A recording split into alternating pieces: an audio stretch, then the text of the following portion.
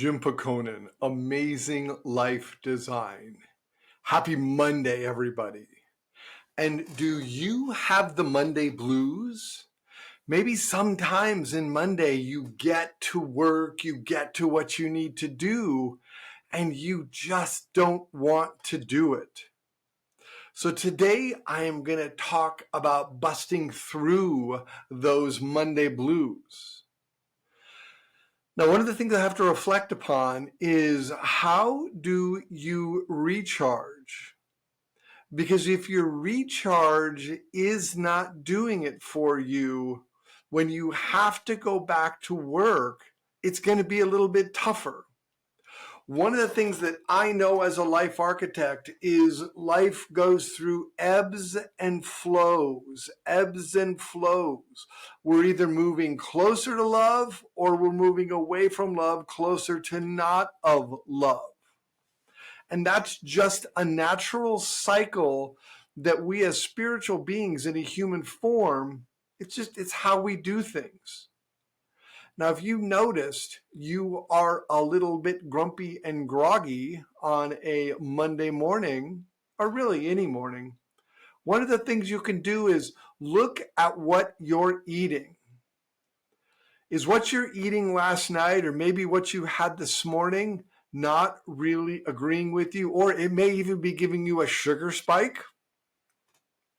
Maybe you need another cup of coffee. Maybe you just need to sit for a moment and reflect upon all the things you can be grateful for. Or maybe you have the ghosts of your past coming at you, and as they come at you, they create a mental scenario that tends to pull you down.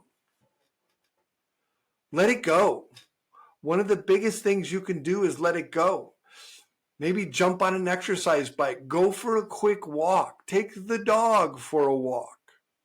There are a lot of things you can do. Listen to a meditation. Get out a notebook and journal about your feelings. I feel so funky this morning because there is power in writing and getting it out of you and getting it onto a piece of paper. Way back when I took a course, and in that course, we had to journal for 3 straight pages every single day. And at the time, I was looking to get all my anger and my frustration and get all of that out of my head, out of my existence, and onto a piece of paper where it could be dealt with.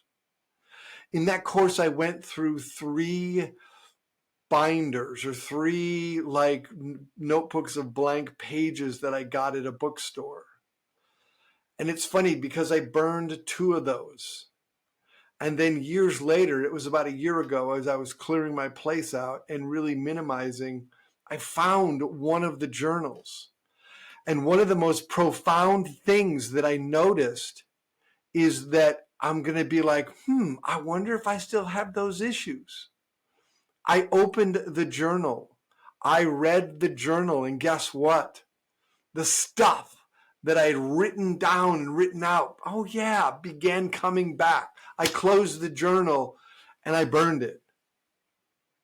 All that stuff that you write out when you journal, if you burn your journals, you can't come back, especially if you have the intention of getting all the anger or the frustration or the upset or getting whatever you're getting out of you and on a piece of paper.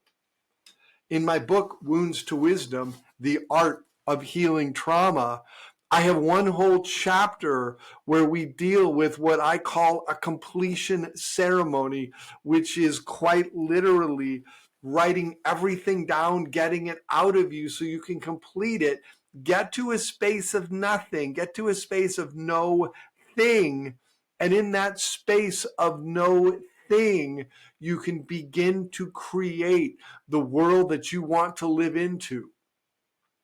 That, my friends, is the power of a life architect.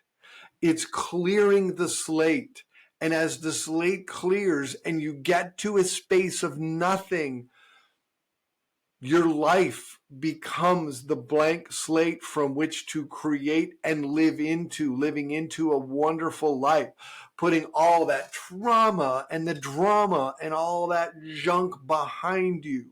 And as it's behind you, what's ahead of you is a clear space. And within that clear space, you can clear anything out. Jim Pehkonen, Life Architect. If you've watched this far, reach out, email me. Let's have an initial fee waived session where you talk and see if a life architect is just what you need to jumpstart your life and really step into an amazing life. I'm Jim Pehkonen, Life Architect. My email is jim@amazinglifedesign. Reach out. You can do this. I do offer an initial fee waived consultation. Maybe a life architect is the perfect thing to get you in the groove again. Thank you for listening.